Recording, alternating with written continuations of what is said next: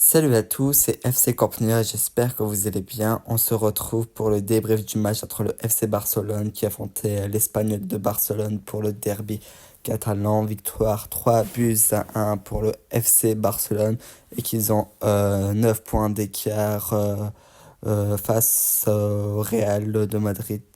Ils ont 33 points en tout.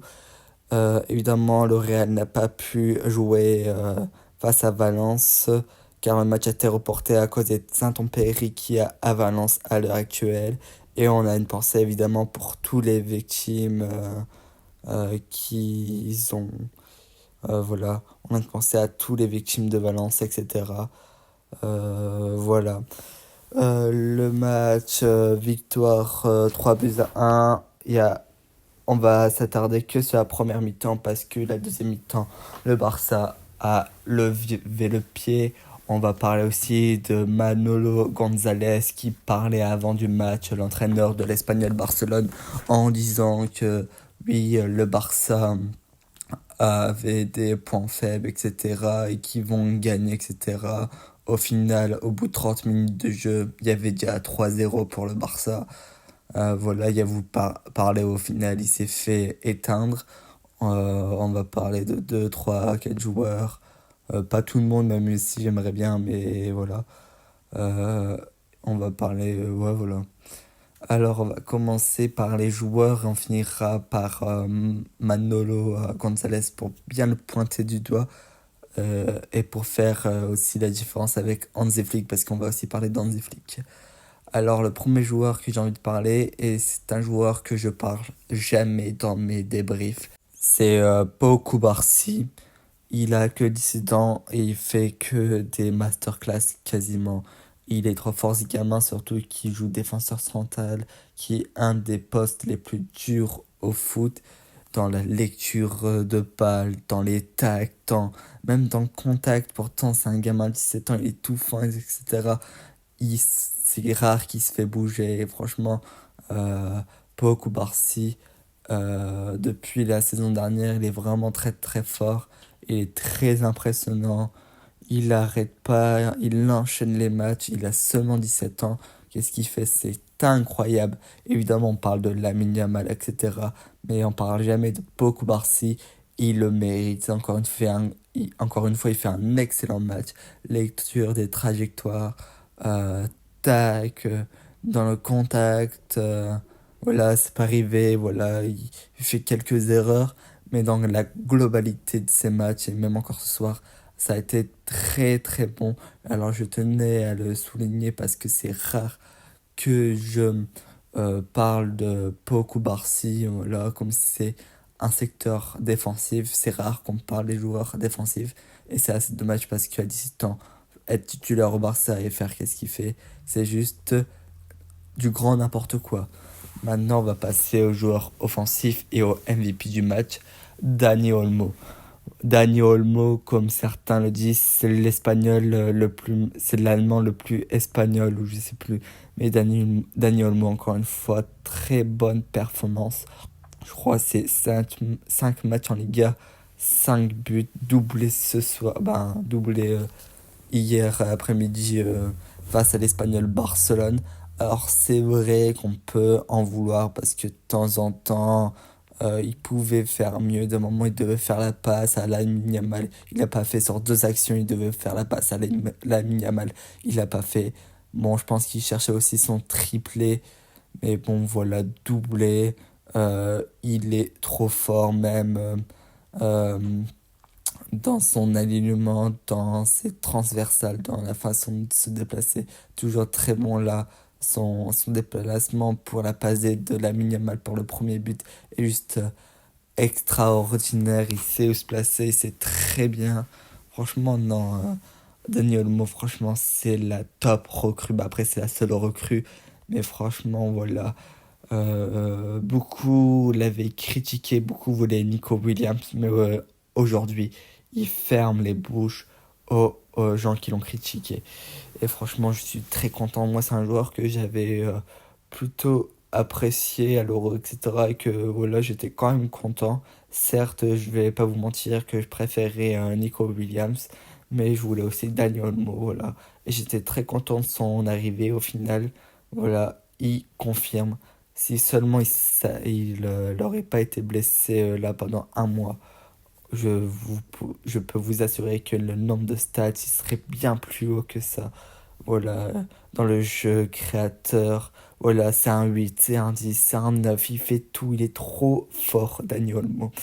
Ensuite, je vais parler du génie, du meilleur joueur du monde peut-être à l'heure actuelle, du top 8 Ballon d'Or, Boy. Je veux parler de Lamine Yamal. Encore une fois, quel match de Lamine Yamal à seulement 17 ans, c'est trop grave.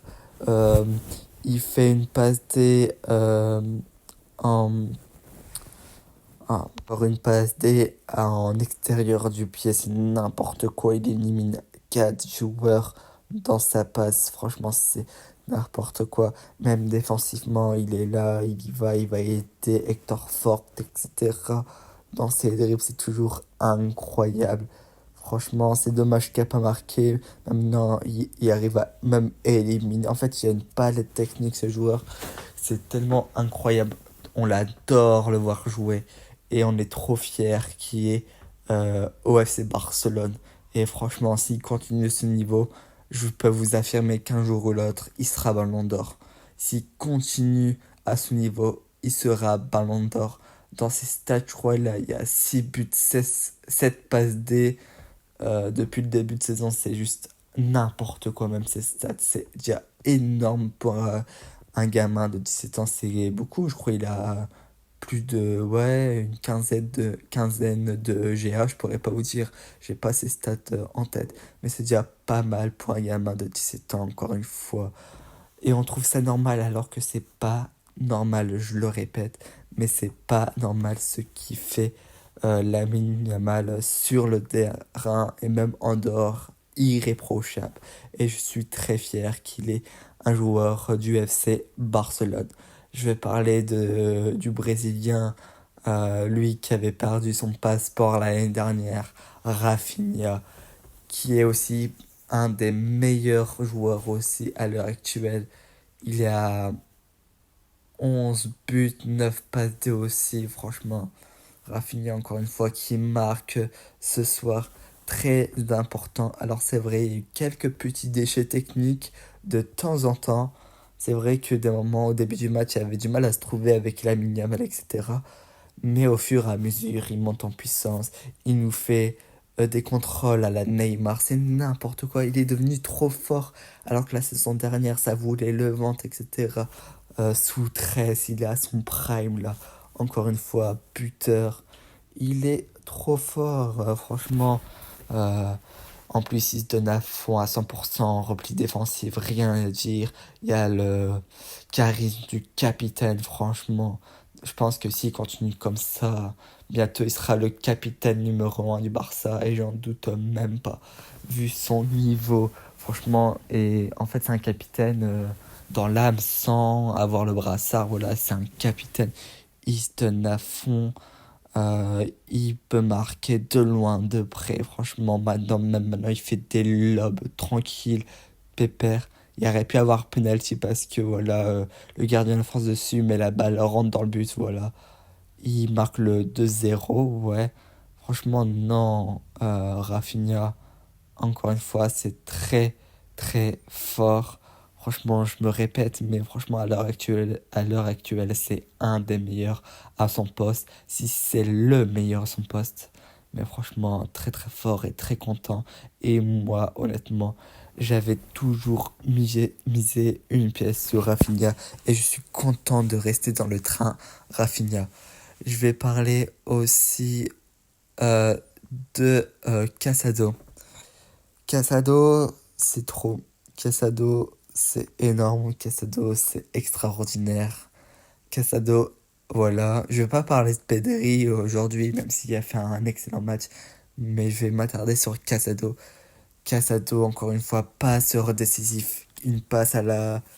euh, une passe vraiment il- euh, millimétrée. Franchement, Casado très très fort pour le but de Rafinha.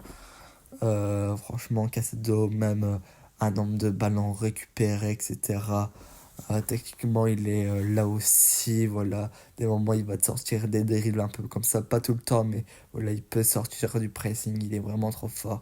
Il casse des lignes, il est trop fort. Il y a une palette technique, il y a que 21 ans. La saison dernière, Xavi l'a pas fait jouer beaucoup, même pas du tout. Oh, il nous a mis Oriol Romeo. Je me dis, qu'est-ce qu'a fait Xavi alors que pourtant Xavi, on sait que il s'est repéré les jeunes talents, mais il n'a pas fait jouer Casado. Je me dis, si seulement Casado aurait été titulaire à la place Romeo, peut-être que la saison aurait été bien plus différente. Il est trop fort ce gamin. Franchement, Casado, il a sa place de titulaire et là, il a quasiment bloqué sa place de titulaire. Et franchement, là, les De Jong, les Gavi, etc., les Fermin, ils vont devoir beaucoup travailler pour franchement mettre Casado sur le banc parce que là, il est juste trop fort, Casado. Voilà, encore une fois, incroyable masterclass, encore une fois. Et je vais parler de Jong, que j'ai pas aimé son entrée. Alors face au Real, il a fait une excellente entrée, mais là son entrée est pour moi a pas été très bon, surtout que sa position n'est pas en mesure de pour l'instant parler. Voilà, pour l'instant Casado est devant lui et j'ai pas du tout aimé son entrée. Alors oui, je sais, il revient de blessure, je sais que c'est compliqué, mais je m'attendais à mieux. Alors oui, en deuxième mi-temps, là, c'est pas de sa faute, c'est que le Barça a levé le pied d'une force que voilà. Mais quand ta place est remise en jeu, tu dois essayer de te montrer que tu as envie de regagner ta place. Là, j'ai pas trouvé, je trouve que même de temps en temps un peu alléchant sur des replis défensifs. Voilà. Alors oui, je sais que De Jong c'est plus un créateur, etc. C'est plus quelqu'un qui va garder la balle. Mais voilà, il doit essayer de, quand il rentre, il doit montrer qu'il a faim. Je sais que c'est compliqué quand l'équipe avec toi baisse de régime et franchement lève le pied. Mais toi, tu dois montrer parce que là, t'es plus en position de parler, quoi. Parce que Casido est devant toi, Pedri est devant toi, Daniel Mo est devant toi. Si tu montres pas que t'as pas envie, bah tu seras sur le banc toute la saison. Et voilà, ça serait dommage pour toi. De base, tu dois être devant Casado, mais pour l'instant, à l'heure actuelle, Casado est devant toi. Normalement, De Jong, c'est un bien meilleur joueur que Casado. Euh, Après, on verra, toi, tu vas monter en puissance, etc. Mais pour l'instant, franchement, je mets Casado devant De Jong et je pense que même Hansi Flick mettra Casado. C'est un petit pic parce que je sais que la saison dernière, c'était un des meilleurs. Voilà, c'est un petit pic parce que franchement, De Jong, on sait qu'il peut être excellent. Il a encore une marge de progression à faire. Mais pour l'instant, s'il ne montre pas qu'il peut avoir sa place de titulaire, ben, ça va être très compliqué pour lui, surtout cette saison. Je vais revenir bah, sur Maniolo, l'entraîneur de l'Espagnol Barcelone, qui a parlé avant le match en disant que oui, le Barça est faible, qu'ils ont des faiblesses, etc., qu'ils vont gagner face à Barça. Au final, au bout de 30 minutes, tu te prends un 3-0 dans la figure. Moi, je pense que tu n'aurais pas dû parler. Voilà. Les Vincent Kompany, les Ancelotti, ils n'ont pas parlé. Toi, tu parles alors que tu es 17ème au classement, tu te prends des roustes à chaque fois quand tu affrontes un gros. Franchement, tu aurais dû la fermer. Surtout que c'est le Barça qui t'a fait reléguer en deuxième division il y a 2 ans de cela. T'aurais dû la fermer. Il se croyait trop, le mec. C'est pas parce que t'es chauve que t'es Pep Guardiola. Tu entraînes l'Espagnol de Barcelone. Franchement. Euh, Toi, en plus, il a été fou après quand ces joueurs étaient quasi tout le temps hors jeu et après il a pété les plombs. Je pense qu'il aurait dû se taire, surtout quand tu vois les résultats du Barça. 4-1 contre le Bayern, 4-0 contre le Real, 5-1 contre Séville, euh, 5-0 contre les Young Boys. Voilà quoi, t'aurais dû la fermer. Le Barça, c'est une machine à but cette saison. Et toi, t'as voulu l'ouvrir. Et bien fait pour toi. Ça s'appelle un karma. 30 minutes, 3 buts. On n'en parle plus. Et je vais parler, pour finir, sur Hansi Flick. Encore une fois, très très bon. Son piège de hors-jeu, pour l'instant, il fonctionne. Je sais que ça gêne beaucoup de personnes que le Barça défend Omar da Fonseca qui a le seum, hein, honnêtement. Quand il y a hors-jeu, après sur l'action, 20 minutes après, il va reparler de l'action, c'est trop grave. Voilà, il y a hors-jeu, il y a hors-jeu. Alors oui, ça joue sur 2-3 cm, mais le travail qu'a fait Hansi Flick, c'est juste énorme. Et pourtant, quand on compare l'effectif de Xavi la saison dernière et l'effectif de Hansi Flick, c'est quasiment le même. Mais la différence est énorme. Le Barça joue haut, le Barça marque des buts. Le but de Hansi Flick, c'est d'aller de l'avant et de tuer son adversaire. Il s'en fout de défendre haut. Il s'en fout. Le but, c'est de détruire et de mettre plus de buts possible. Parce que le but du foot, c'est plus tu marques, plus tu gagnes. Si tu marques plus que ton adversaire, c'est toi qui vas gagner. Il s'en fout de se prendre des buts derrière lui. Parce qu'il sait que même là, défensivement, ça fonctionne. Et le piège de hors-jeu fonctionne à merveille. Je ne vais pas vraiment parler de la deuxième mi-temps parce qu'il n'y a pas grand-chose à dire. Le Barça a levé pied, peut-être trop à mon goût. Mais franchement, tu peux rien dire quand tu maîtrises cette première mi-temps.